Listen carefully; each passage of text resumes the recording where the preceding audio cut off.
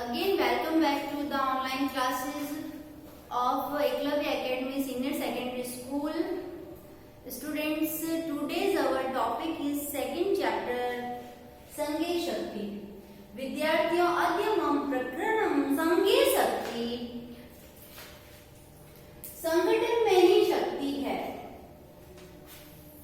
संघे शक्ति अर्थात संगठन में ही क्या है? शक्ति है. इसके अंतर्गत विद्यार्थियों मैं आपसे ये कहना चाहती हूँ कि संघे शक्ति जैसा नाम से पता चल रहा है, क्या पता चल रहा है कि संगठन में क्या है? शक्ति है. संघे शक्ति अर्थात संगठन में शक्ति है. तो हम इस पाठ को शुरू कर रहे हैं 10th क्लास. ये चैप्टर आप लोग अपनी बुक खोलें और ध्यान दें कि मैडम क्या बोल रही है. ओके, मैं स्टार्ट कर रही हूँ. नीतिकथा साहित्ये हितोपदेशः अन्यतमः ग्रन्थः एवं हि श्रूयते. नारायण शर्मा नाम पंडितः पाटलिपुत्र अधिपते सुतान् नीतिशास्त्रं बोधयितुम् इमं ग्रन्थं रचयामास. स्वमनोज्ञः प्रभावमयी शैल्याः अयं ग्रन्थः लोकेषु अतिप्रसिद्धम् अवाप. सरल भाषया अस्मिन् ग्रन्थे पंचतन्त्रादि ग्रन्थाधिकृत्य पशुकथानां संग्रहो अस्ति. हितोपदेशस्य 4 परिच्छेदा उपलभ्यन्ते. मित्रलाभ, सुहृद्भेदः, विग्रह, सन्धिश्च. प्रस्तुतोऽयं पाठः मित्रलाभ परिच्छेदस्य प्रथमकथाया सम्पादितो अंशो विद्यते. अस्मिन् पाठे गुरूणाम् अवज्ञाया एकभूयकृत प्रयासस्य फलं वर्णितम् अस्ति. चित्रग्रीवस्य अवज्ञा कृत्वा कपोतः जालनिबद्धा सञ्जाता. पुनश्च चित्रग्रीवस्य उपदेशेन एकचित्तभूय संहतिम् आश्रित्य जालम् आदाय एव उडिता. एषः एव पाठस्य उपदेशः संघे शक्ति इति वा संहति कार्य साधिका इति वा.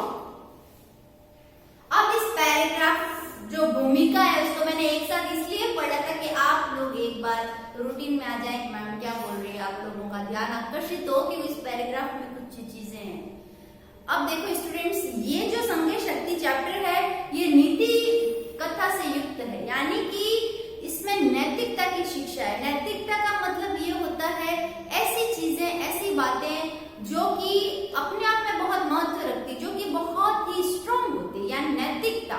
जैसे मैं बोलूंगी यतो धर्म ततो जय, जहां धर्म है वहां पर जीत है. तो ये सारी चीजें जैसे अहिंसा परमो धर्म और बहुत सारी ऐसी जोश से और बिल्कुल सटीक चीजें कि सत्यम शिवम सुंदरम. जैसे ये पंक्ति है सत्यमेव जयते, ये पंक्ति है. तो ये सारी पंक्तियां जो है नैतिकता से युक्त है, यानी हमारे आत्मिक रूप से हमें जोड़ती है और हमें दृढ़ता प्रदान करती है. ठीक है, तो स्टूडेंट्स इसके अंतर्गत इंपॉर्टेंट चीज क्या है कि नीति कथा साहित्य, कि नीति कथा साहित्य में हितोपदेश अन्यतम ग्रंथ है. कौन सा ग्रंथ? हितोपदेश.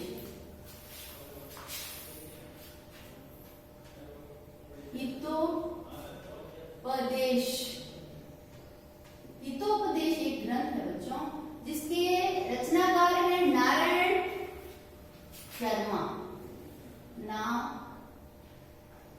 नारायण शर्मा. ये जो आज का चैप्टर है स्टूडेंट्स बहुत ही इंटरेस्टेड, बहुत ही सरल है और ये हमारे जो है एक ऐसा माहौल बांधता है ये पाठ जिसको सुनने में हमें जो है आनंद की भी अनुभूति होती है, यानी हमें अच्छा भी लगता है और शिक्षा भी मिलती है. हमारा मन भी प्रसन्न होता है कि देखो ऐसा होता है. तो नारायण शर्मा ने हितोपदेश लिखा बच्चों. हितोपदेश का आधार ग्रंथ कौन सा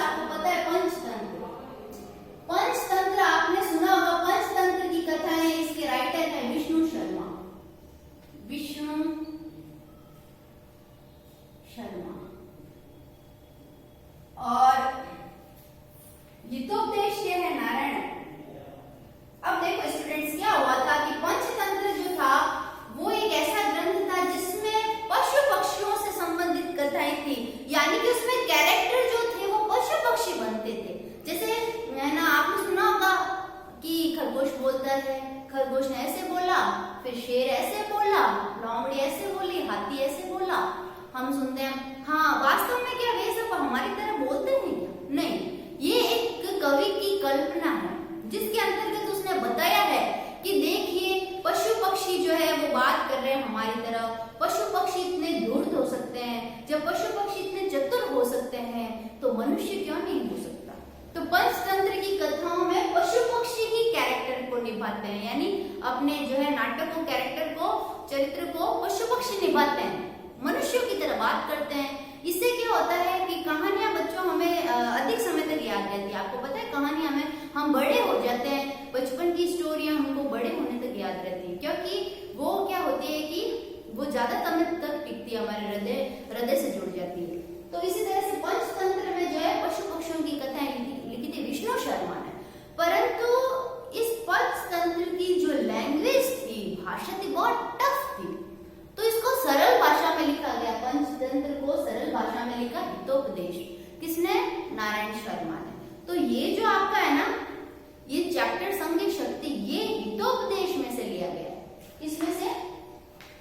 हितोपदेश। पहले था पंचतंत्र, पंचतंत्र लिखा विष्णु शर्मा ने। पंचतंत्र में कैरेक्टर पशु पक्षी थे, हितोपदेश में भी कैरेक्टर निभाने वाले, चरित्र निभाने वाले पशु पक्षी है। परंतु ये तो है टफ लैंग्वेज और ये जो है सरल भाषा में। ओके, तो आज हम सरल भाषा में पढ़ेंगे। अब देखो, नीति कथा साहित्य हितोपदेश अन्यतम ग्रंथ। अब आप ये मत कहना कि हितोपदेश क्या था। अब मैंने आपको समझा दिया ना, अब नीति कथा भी समझा दी जिसमें नैतिकता से संबंधित शिक्षा है। तो अब आप ये भी मत कहना कि नैतिकता क्या, नीति कथा क्या होती है। ठीक है, तो नीति कथा साहित्य हितोपदेश अन्यतम ग्रंथ।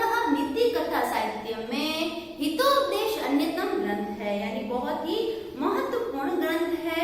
और एव ही श्रूयते, इस प्रकार से सुना जाता है कि नारायण शर्मा नामा पंडित, नारायण शर्मा नाम के पंडित पाटलिपुत्र के अधिपति के सुतान यानी पुत्रों को, पाटलिपुत्र का जो राजा था ना, उसके सुतान यानी पुत्रों को नीति शास्त्र का बोधित्व यानी ज्ञान कराने के लिए इयं ग्रंथम रच्यमास, यानी उनके पुत्रों को नीति शास्त्र का ज्ञान करवाने के लिए, बोधित्व यानी ज्ञान करवाने के लिए इस ग्रंथ की रचना की। अब देखो बोधित्व में क्या, तुम आया पीछे तो कौन सा प्रत्यय होगा? तुमन। पठितुम तुमन प्रत्यय, गंतुम तुमन, वदितुम तुमन, लेखितुम तुमन। ठीक है ना, जहाँ पे तुम आए वहां पे कौन सा प्रत्यय होता है? तुमन। तो बोधितुम तुमन प्रत्यय। ओके, बोध यानी ज्ञान। पाटलिपुत्र के जो राजा थे, उनके पुत्रों को नीति संबंधित शिक्षा देनी थी, वो बहुत ही बुद्धि से कम थे, तो उनको वो राजनीति, पॉलिटिक्स सिखाने के लिए, देखो राज्य कैसे चलता है, कैसे धूर्त लोग होते हैं, कैसे कपटी होते हैं, कैसे राजा बिना कारण ही जो है मूर्ख लोगों को विश्वास कर लेता है, और वो राजा के 2-4 लोग होते हैं तारीफ करने वाले, उनकी बातों में आ जाता है, अपने कर्तव्य से विमुख हो जाता है या सावचेत नहीं रहता है, तो किस प्रकार से वो अपना राज्य खो देता है और किस प्रकार से वो पतन की ओर चला जाता है। तो ये सारी शिक्षा देने के लिए किसने? नारायण शर्मा जी ने हितोपदेश नामक ग्रंथ की रचना की। पाटलिपुत्र के अधिपति यानी राजा के पुत्रों को नीति शास्त्र का ज्ञान कराने के लिए हितोपदेश नामक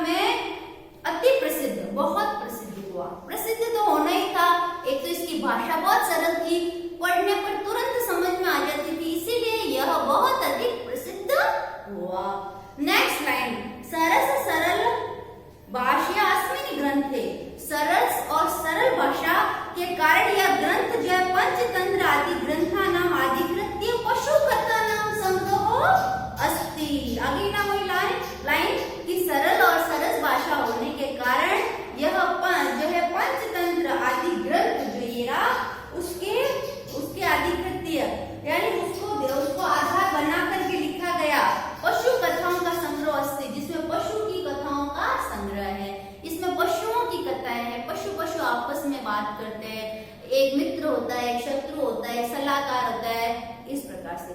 तो पशु कथा संग्रहो अस्ति, यही बात समझी मैंने। अब देखो हितोपदेशस्य चत्वार परिच्छेदा उपलभ्यन्ते।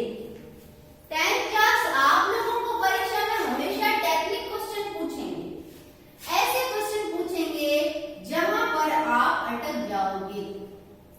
आपने संज्ञा शक्ति चैप्टर जो है संज्ञा शक्ति अच्छे से पढ़ा है, हाँ स्टोरी याद है कि हाँ हमको तो याद है, लेकिन वो आपको सवाल कैसे पूछेगा, वो आपको सवाल ऐसे पूछेगा जहां से आपको आएगा नहीं। आप कहोगे कि ये चीज तो मैंने पढ़ी थी क्या, ऐसे हो जाएगा। हितोपदेश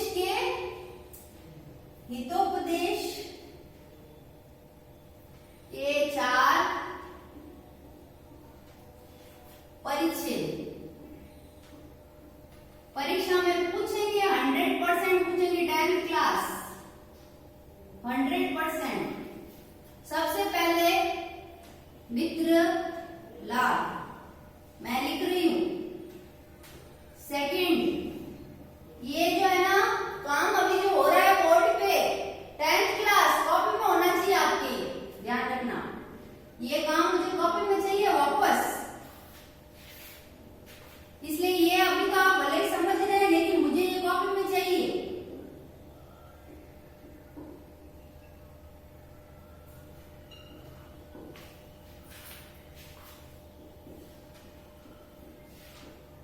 नेक्स्ट 4 संधिश्च।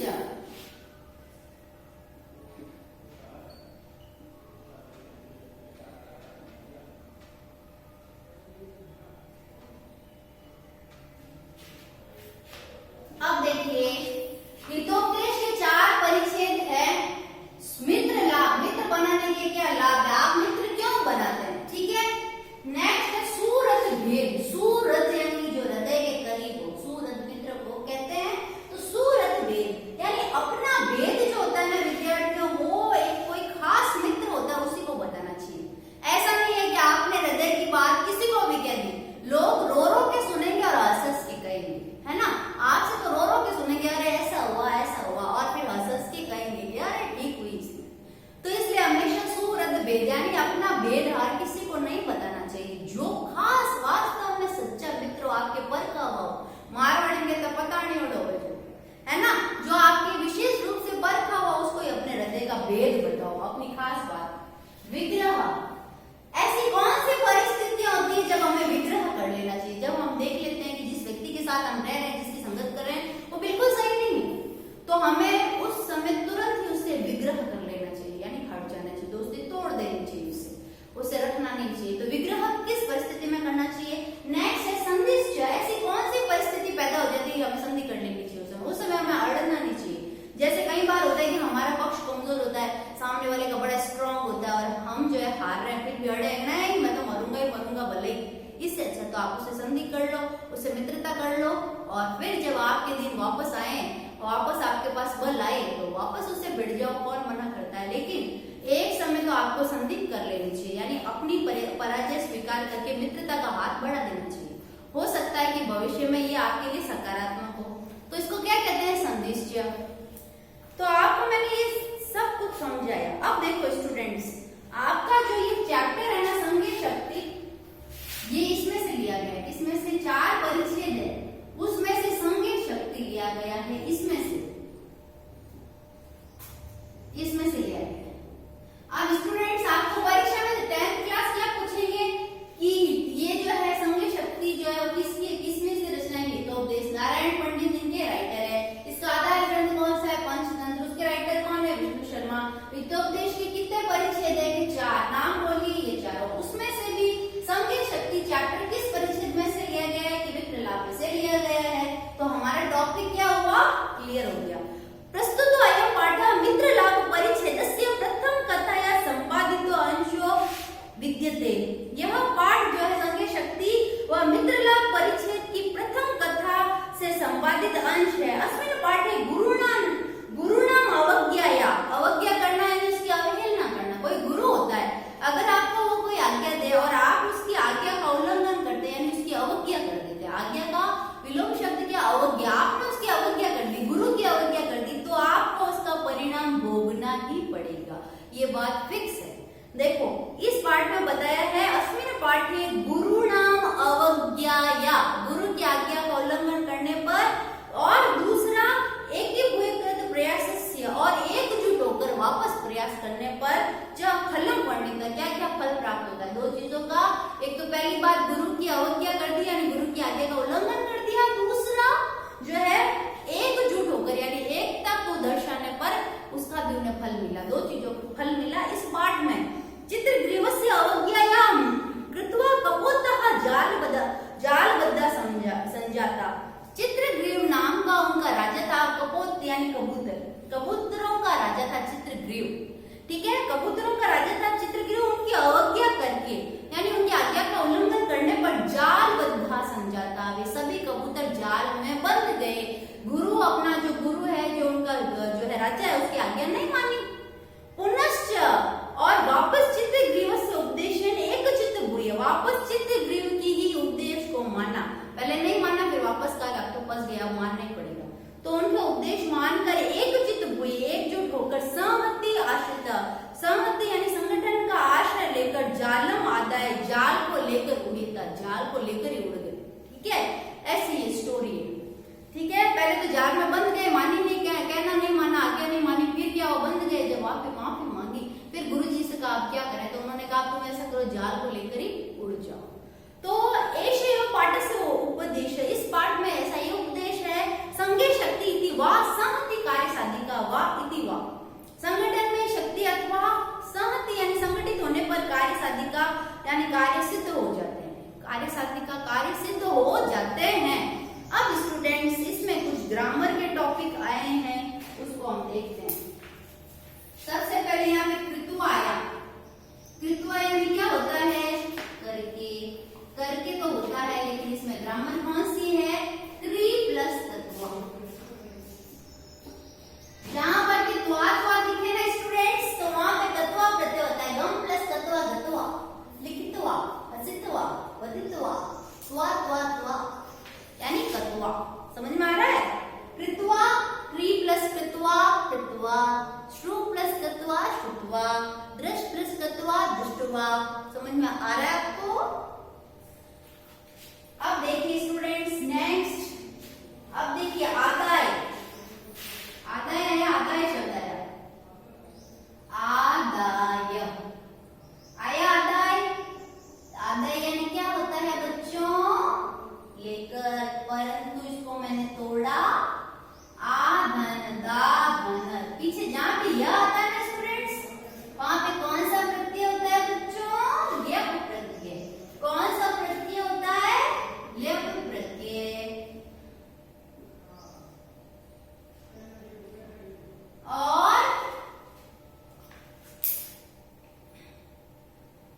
बद्ध, बद्धा, बद्ध प्लस तत्, बद्धा, इस प्रकार से है, खास ये दो हैं। अब इसे क्या उपदेश दिया, संगे शक्ति यानी संगठन में शक्ति होती है, और सहमति कार्य साधिका अर्थात साथ रहने से कार्य सिद्ध हो जाते हैं, संगठित रहने से कार्य सिद्ध हो जाते हैं। ओके स्टूडेंट्स, अच्छा अब बच्चों में चैप्टर शुरू कर रही हूँ। अभी तक तो मैंने सिर्फ भूमिका बताई थी, भूमिका में खास चीजें बताई आपको। अब जो है हम पाठ शुरू कर रहे हैं। अस्ति गोदावरी तीरे विशाल शाल्मली तरु नाना दिग्देशा देशा आगत्य रात्रो प्रक्षिणो तत्र निवसन्ति। अस्ति यानी है गोदावरी तीरे पर विशाल शाल्मली तरु शेमल का पेड़ था। गोदावरी के तीर पर जो है विशाल सेमल का पेड़ था। शाल्मली तरु, शेमल, शेमल का एक पेड़ का नाम है शेमल। तो स्टूडेंट्स वो पेड़ जो होता है ना बच्चों, बहुत बड़ा और विशाल होता है, बहुत घना होता है। तो क्या होता है कि ऐसा ही एक पेड़ था, सेमल का पेड़। नाना दिग्देशागत्य रात्रो पक्षिणो तत्र निवसन्ति। अनेक दिशाओं और देशों के दिग, अनेक दिग्देशागत्य, अनेक दिशाओं से और अनेक देशों से पक्षी जो है रात्रि में वहां आकर क्या करते थे, निवसन्ति, निवास करते थे।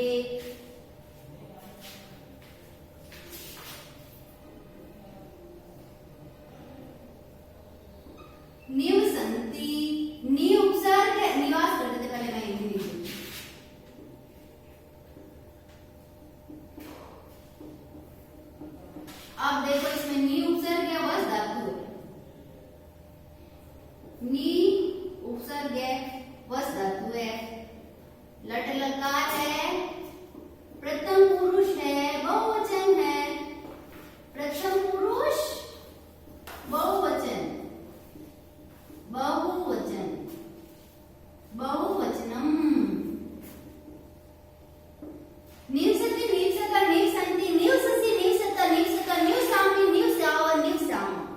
तो वहां पे जो है सेमल के पेड़ पे अनेक दिशाओं और देशों के पक्षी आते थे और वहां पे तत्र निवसंति वहां पर निवास करते थे। ओके स्टूडेंट्स, अतः कदाचि अवसाननायाम रात्रो अस्तांचल चूड़ावलंबिनी भगवती कुमुदिनी नायके चंद्रमसि लघुपतनक नामा वायस प्रबुद्ध। इसके बाद क्या होता है कि कभी कदाचित यानी क्या होता है कभी अवसानयाम यानी रात्रि के बीत जाने पर, रात्रि के जब रात्रि बीत जाती है तब अस्तांचल चूड़ावलंबिनी भगवती कुमुदिनी नायके चंद्रमसि, भगवान जो है वो कुमुदिनी के नायक चंद्रमा को कह रहे हैं। अब वो सीधा सीधा ही कह सकते थे कि चंद्रमा भगवान, लेकिन वो क्या कह रहे हैं कुमुदिनी के स्वामी या नायक। सही बात है, चंद्रमा कुमुदिनी जो है वो जो है खिलती है रात्रि में, है ना। तो कुमुदिनी के नायक कौन है कि चंद्रमा है, ठीक है। तो भगवती कुमुदिनी नायक है चंद्रमसी यानी कुमुदिनी के नायक उसके जो नायक है यानी उसके हीरो, जैसे वो एंट्री लेते हैं कुमुदिनी खिल जाती है। तो चंद्रमा जी को यहाँ पे नायक कहा है और कुमुदिनी के स्वामी या नायक जो है चंद्रमा, कुमुदिनी के नायक, हाँ नायक चंद्रमा जो है वह क्या हुआ था जो है अवसान या रात्रि के बीत जाने पर अस्तांचल यानी अस्तांचल पर्वत के जो है शिखर पर, अस्तांचल यानी अस्त होने की स्थिति में थे, चूड़ावलंबिना यानी अस्तांचल के शिखर पर अवलिंबिना यानी लटकते हुए से प्रतीत हुए।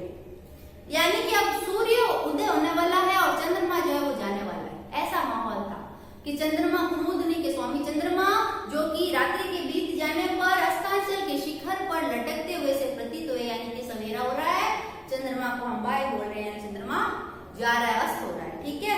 उस समय लघुपतनक नाम का वायस यानी कोवा, एक कोवा है उसका नाम क्या है लघुपतनक। याद रखना कोए का नाम क्या है लघुपतनक, कोए को क्या कहते हैं वायस, ठीक है। प्रबुद्ध जागा, प्रबुद्ध यानी क्या होता है बच्चों जागा। अब इसमें क्या होगा